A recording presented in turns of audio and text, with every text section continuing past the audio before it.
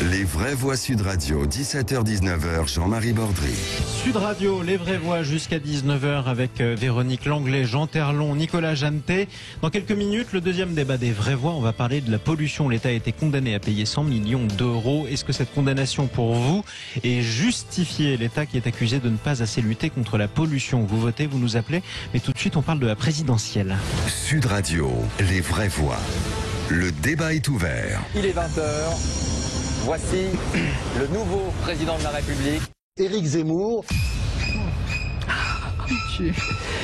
Les vraies voix et leur premier débat. Cauchemar pour les uns, feu l'espoir pour les autres aussi. Et si Éric Zemmour devenait président de la République dans moins d'un an, Zemmour a-t-il une chance de devenir président? Vous votez sur Twitter, sur le Twitter de Sud Radio. Vous nous appelez 0826 300 300. Éric Zemmour qui donnait une interview dans Nice Matin hier.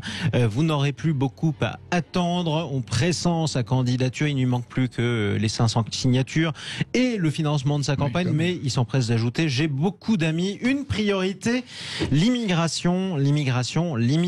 Il faut arrêter les flux, dit-il. Est-ce qu'il a une chance de devenir président, Nicolas Jeannetet? J'espère que non. Attendez, je pensais que je vous posais la question. Quelqu'un qui dans une interview parle du grand remplacement des chrétiens par les musulmans, qui est quelqu'un qui fait campagne sur immigration. Non, pardon, des musulmans par les chrétiens. C'est l'inverse. Et immigration, c'est très bon. Ça s'appelle un lapsus. En tous les cas, il aura forcément ses 500 signatures. C'est dur d'avoir 33 000 communes en France mais c'est très qui ont un difficile maire. d'avoir Quand même. Nicolas Jeannetet. C'est très difficile parce que les maires, c'est publié après. Et donc le maire, les habitants d'un des petits villages savent que leur maire a soutenu tel ou tel candidat. Donc c'est plus difficile. Ils vont pas forcément regarder. Moi, je pense qu'il pourra être un candidat, ça c'est certain, qu'il aura effectivement ses signatures. Mais et il est puis bien après, parti pour il aura les financements aussi, parce que ça c'est pas le plus difficile pour ces gens-là, j'allais dire. Après, pour être président, je reste plus mesurée. Pour être élu, est-ce qu'il pourrait gagner? Non, il va prendre Pourquoi, il va prendre un peu d'électorat. Bon, il n'a pas la stature. Vous savez, l'élection présidentielle, c'est la rencontre entre un homme et un peuple. Vous êtes certain que vous disiez pas la même chose d'Emmanuel Macron il y a 4 ans et demi? Moi, je disais ça d'Anne Hidalgo. Nicolas Jeannetet, c'était déjà pas possible pour Macron il y a 4 ans et demi pour beaucoup de gens. Ne faites pas peur. C'est quoi la différence? Je suis pas là pour vous faire peur. Parlons des faits. Il n'y a pas de projet économique, il n'y a rien du tout derrière. Il y a un projet, en tout cas, d'Éric Zemmour. Le problème numéro 1, c'est l'immigration. Immigration zéro, déjà, ça n'existe pas. Pourquoi? L'immigration. Non, mais l'immigration illégale, limiter l'immigration, stopper l'immigration illégale, oui. L'immigration zéro n'existe pas. Pourquoi elle n'existe pas? On en a besoin. On a toujours été pays de migration. Alors moi, je suis en revanche pour limiter l'immigration légale et je suis notamment pour les systèmes de quotas votés à l'Assemblée nationale chaque année selon les demandes. Mais l'immigration même illégale n'existe pas. Vous ne pourrez jamais empêcher un homme, une femme, un mineur en Afrique qui subit la guerre, qui subit le dérèglement climatique, qui subit la misère, de prendre le bateau et de traverser la Méditerranée, de réussir à traverser la frontière. Ce n'est pas possible, même si on met les meilleures gardes frontières, ce n'est pas possible. Donc, il faut arrêter les flux, nous dit-il dans Nice Matin. Je ne parle pas seulement des clandestins, je pense d'abord à l'immigration légale. Il y a un processus, dit-il Éric Zemmour, de remplacement de la population à partir du moment où il y a trop d'immigrés qui ne s'assimilent. C'est fort quand même de la personne qui est quand même issue de l'immigration. Je déteste, c'est le mot assimilation. On n'assimile pas, on s'intègre.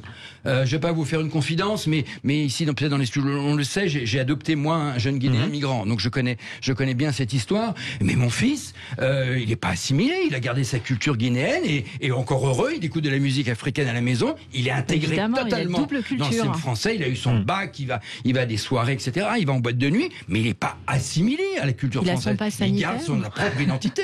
Et d'ailleurs, sa double identité, un peu africaine et un peu française. Absolument. 0826 300 300. Éric Zemmour a-t-il une chance de devenir président?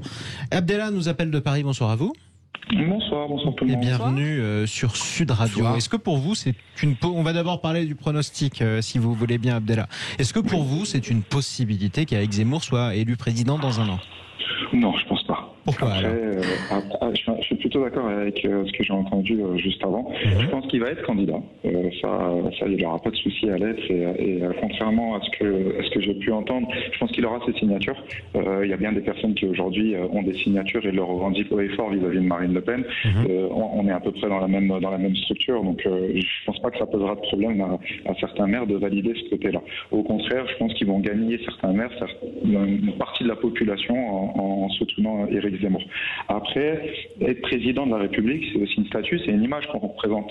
On représente le pays. Et avoir un président qui a été condamné à plusieurs reprises pour provocation à la haine, je ne suis pas sûr qu'aux Nations Unies, ce soit un président qui soit à sa place. Oui, enfin, si je peux faire une parenthèse.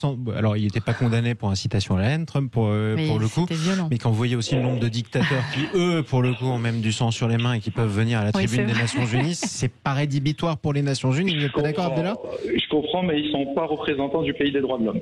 Non, c'est vrai aussi. Il y a autre chose. Donc, par rapport à ça, pour moi, c'est la première chose. La deuxième chose, c'est qu'un État, c'est comme une entreprise. Ça se dirige. Ça se dirige aussi sur les finances de la société. Donc, savoir comment on gère, on va dire entre guillemets, je vais faire le comparatif, la ressource humaine d'une société pour savoir les flux qu'il va y avoir entrant et sortant et qu'on pense qu'une société tourne de cette manière-là, c'est que je pense qu'il faut reprendre certains cours de finance et qu'il faut un peu regarder son plan économique. Qu'est-ce qu'on envisage pour rentrer de l'argent dans les caisses, comment on va faire pour les ressortir correctement et faire en sorte que cette distribution soit Alors, correcte. il est entouré, Éric Zemmour, même avec des conseillers de prestige non officiels. Exemple financier, Charles Le Gave. Exemple aussi, l'ancien grand patron Henri de Castres. J'étais très surpris d'ailleurs quand même. Qui était un proche de François Bayrou à l'époque. Très déçu, mais enfin bon. Abdellah, en tout cas pour vous, pas crédible. Moi, je pense pas crédible. Après, comme l'indiquaient les personnes qui sont autour de la table, moi, vous voyez, par exemple, je suis issu de l'immigration. Je suis le premier enfant de fils d'émigrés. Aujourd'hui, j'ai ma société, j'ai 40 salariés. J'ai la double nationalité. Je suis à la fois français et à la fois algérien. Et je resterai français et algérien. Très bien. Double culture. Aujourd'hui, je suis secouriste dans une des organisations. Je suis réserviste dans une autre. Donc, c'est pour ça que je vous dis que je pense qu'à un moment, en face, il aura en face de lui des personnes qui sont des politiciens dont c'est le métier. C'est-à-dire quand on est journaliste, quand on est commentateur, quand on est philosophe, c'est bien quand on est sur un plateau de télé. En face de vous, vous avez un politicien dont c'est le métier. Les gants qui sont portés ne sont pas les mêmes. Donc il faudra qu'il gère mieux son dossier. C'est vrai. Pourquoi pas ? Bravo monsieur, vous êtes la France que j'aime. Dernière question pour vous, Abdellah. Vous le dites vous-même, vous êtes français et algérien de double nationalité, si j'ai bien compris. Quand vous entendez, ou vous lisez plutôt dans Nice Matin, Éric Zemmour qui dit l'immigration ne s'assimile plus et il y a un remplacement de la population par les immigrés. Comment vous le ressentez ? Je ne vais pas vous le cacher, j'ai 34 ans. Ça fait 34 ans que je le vis. Maintenant, ça me passe au-dessus de la tête. J'ai grandi dans un quartier à Vitry-sur-Seine, qui est des quartiers chauds. Aujourd'hui, j'habite à Boulogne. Vous avez changé, effectivement. On a la même histoire. Et du coup, comment vous le ressentez ? Moi, franchement, comme je vous dis, ça glisse sur moi. On va dire s'il y a des personnes qui veulent perdre leur temps aujourd'hui en France, de se dire qu'ils veulent avoir ce genre de discussion, ce genre de sujet, c'est pas grave. Moi, le soir, quand je vais sur des interventions avec le SAMU ou la BSPP, je m'occupe des gens qui sont dans la rue, des gens qui sont en détresse respiratoire. Je m'occupe de ces gens-là et pour moi, c'est ça. Et vous vous fichez de leur couleur, évidemment. Merci beaucoup, Abdellah. Bon courage. Merci bien. Bon courage pour vous tourner de nuit avec le SAMU et rappelez-nous quand vous voulez au 0826 300 dans les vraies voix Sud Radio. Il a dit, Abdellah, tiens, la France est comme une entreprise, ça se gère, ça tombe bien, on a un chef d'entreprise. Jean Terlon, je vous trouve bien silencieux. Je suis pas tout à fait d'accord. C'est Zemmour qui vous gêne ou vous êtes le débat me gêne quand il est réducteur comme ça. Moi, je trouve qu'Éric Zemmour est un homme brillant. Extrêmement cultivé, qui a une connaissance de la France qui est redoutable.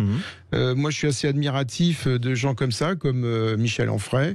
Moi, quand je vois un débat sur CNews, pour pas les citer, entre Onfray et Zemmour, c'est quand même d'un niveau. Mais je crains qu'il y ait malheureusement trop de gens qui comprennent pas ce débat et que aujourd'hui on enferme systématiquement les gens soit à l'extrême gauche, soit à l'extrême droite.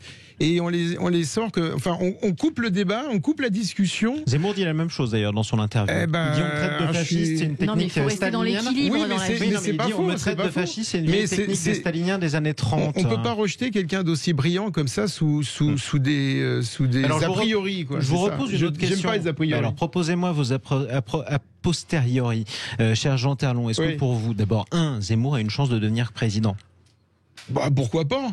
Je veux dire, aujourd'hui, vu le peu de nombre d'électeurs qui votent, il y a une chance pour tout le monde. Sur un malentendu, tout le monde peut passer. Est-ce que François Hollande pensait que son ministre des Finances allait devenir président ? Je crois pas. Vrai. Non, c'est vrai. Moi non plus d'ailleurs. Mais c'est vrai. Vous voteriez pour lui ou pas, Jean Terlon ? Ah non, ça je vous dirais, on dit jamais pour qui on vote. D'accord. Maintenant, je pense qu'il a un choix qui doit être difficile. C'est soit continuer son métier qu'il fait très bien de journaliste, et au moins il ouvre les débats, après d'accord, pas d'accord, mais on ouvre les débats. Soit s'il se lance dans la politique, il va quitter un milieu professionnel. Ouais. Donc il est dans ce danger-là, à mon avis, c'est tout. Ça, c'est son choix. Vous êtes plus inquiet pour sa carrière ? Je suis pas du tout inquiet pour rien du tout. Moi, j'ai besoin d'avoir. J'aime les personnes brillantes avec qui on peut débattre, même si on n'est pas d'accord, mais c'est au moins c'est ce qui est plus intéressant. Avec quelqu'un avec qui on n'est pas d'accord. Mais quelqu'un qui est brillant. À le mettre à la tête d'un pays, sachant que ce n'est pas quelqu'un qui est dans l'équilibre. Moi, ce qui me rassure à la tête de l'État, c'est quelqu'un qui est dans l'équilibre et qui connaît ses sujets. Il connaît les sujets. Est-ce que Mélenchon est équilibré ? Absolument pas. Bon voilà, donc si on met tout le monde au même niveau, on est mal barré. Si on met au même niveau Staline et Hitler, moi ça me va. Ouais, enfin, vous venez de dire on est réducteur, vous avez comparé Zemmour et Mélenchon à Staline et Hitler. C'est un peu comme ça qu'on réduit la discussion. Oui, mais enfin l'un et l'autre ont tué personne. C'est ce qu'a dit Michel Onfray, je ne fais que répéter Onfray. Mais vous répétez Onfray en tout cas. Vous, ça vous fait peur disons, à qui peut-il... Vous êtes politique, Nicolas Jeannetet, vous êtes le seul ici, au centriste. À qui peut-il prendre des voix ? Je pense qu'il prendra de toute façon une partie des voix chez Marine Le Pen, et puis il prendra un peu des voix chez les LR. Il prendra une partie des voix chez les deux extrêmes des deux partis. Voilà. Mais très honnêtement, je pense qu'il fera 4%, 4-5%, pas plus. C'est ce que donnent en tout cas les sondages sur sa candidature. Je pense qu'il fait 4%. Une possibilité qui est dite, et ce sont des confidences notamment de proches de Marine Le Pen sous couvert d'anonymat qui ne sont pas franchement emballés par cette candidature. Bien sûr, sauf sur un aspect, ils disent que ça permettra à Marine Le Pen d'apparaître comme modérée au second tour. Tout à fait. Il est plus à droite que Marine Le Pen. Marine Le Pen ne parle pas de grands remplacements, il ne parle pas non plus d'immigration zéro. On lit depuis, plus elle est modérée, moins les gens de son parti la suivent. C'est ça le problème. C'est vrai. C'est ambigu c'est une minorité très extrême. Et en même temps, une partie de son électorat part aussi parce qu'elle n'est pas assez à l'extrême droite. C'est ce qui s'est passé d'ailleurs. Le Rassemblement national est toujours à plus de 20%. On est loin des scores régionales. Ils ont énormément perdu. Tout peut arriver. À force de justement d'essayer d'être comme tout le monde, elle a perdu une partie de l'électorat d'extrême droite qui peut se retrouver justement chez Zemmour. Allez, tout de suite, justement, on fait le verdict, on donne votre verdict à vous qui nous écoutez sur Sud Radio, chers amis. On vous posait la question, Éric Zemmour a-t-il une chance de devenir président de la République ? Vous avez été assez nombreux à voter et vous répondez non à 63% d'entre vous. Après Éric Zemmour, écoutez, on parle d'un autre débat qui en général est assez explosif, l'écologie.